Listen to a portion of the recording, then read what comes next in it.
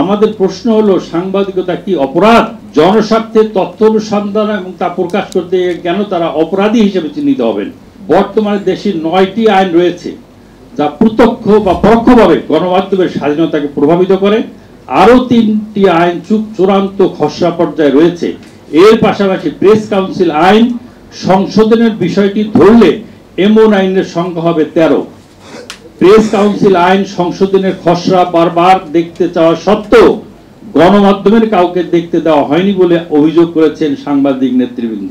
দেশে দুর্নীতি বাড়ছে, সরকারি ও বেসরকারি প্রতিষ্ঠানগুলোতে দুর্নীতি বাড়ছে, এক মন্ত্রণালয়ের সাথে আরেক মন্ত্রণালয়ের সমন্বয় থাকছে না, তাই জবাবদিহিও মিলছে না। এসব নিয়ে সংবাদ প্রকাশ করতে গিয়ে সাংবাদিকরা হয়রানির শিকার হন। সম্প্রতি বাংলাদেশ ব্যাংকে বিনা অনুমতিতে সাংবাদিকদের প্রবেশ নিষিদ্ধ করা হয়েছে। নোয়াব ও সম্পাদক পরিষদ থেকে আমরা এর বিরুদ্ধে বিবৃতি দিয়েছি। ব্যাংক ও ব্যবসা ধসের সময় এ ধরনের পদক্ষেপ ব্যাংক লুপাটকারীদেরকে উৎসাহিত করবে। আমাদের একটা প্রেস কাউন্সিল রয়েছে। সংবাদ প্রকাশ বিষয়ে অভিযোগের নিষ্পত্তি ফৌজদারি বিধিমালা না করে প্রেস কাউন্সিলই করবার কথা। এজন্য প্রেস কাউন্সিলকে শক্তিশালী করা দরকার। কিন্তু দেখা যাচ্ছে উল্টো প্রেস কাউন্সিলকে প্রায় অকার্যকর করে রাখা হয়েছে। সরকারের সাথে সাংবাদিকদের দূরত্ব বাড়ছে। এই সমস্যা এড়াতে তথ্য মন্ত্রণালয়ের প্রতি 3 মাস অন্তর সম্পাদক সাংবাদিকদের সাথে বৈঠক করে মত বিনিময় করতে পারলে আমার মনে হয় এই সমস্যাটা অনেকটাই কমে আসবে। তাই আমাদের প্রত্যাশা, সাংবাদিকদের উপর আক্রমণ বন্ধ করার ব্যবস্থা নিয়ে তাদের সুরক্ষা দেওয়া হবে।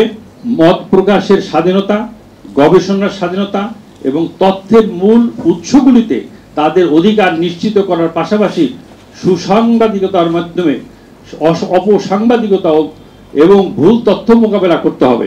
গণমাধ্যমের বহুত্ব এবং কার্যকারিতা রক্ষায় জোর দিতে হবে।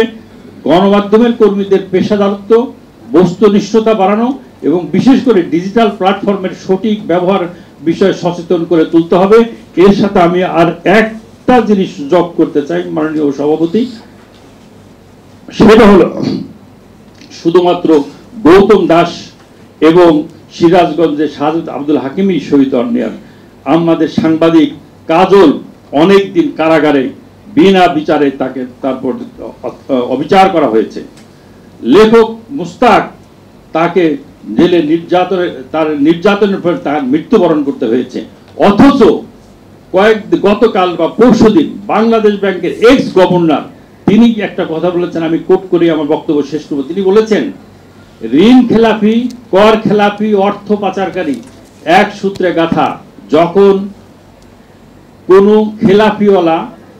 ঋণ খেলাপিওয়ালা বেশি বড় হয়ে যায়, তখন 1000 টাকা ঋণ খেলাপিওয়ালা জেলে যায়, 10,000 কোটি টাকা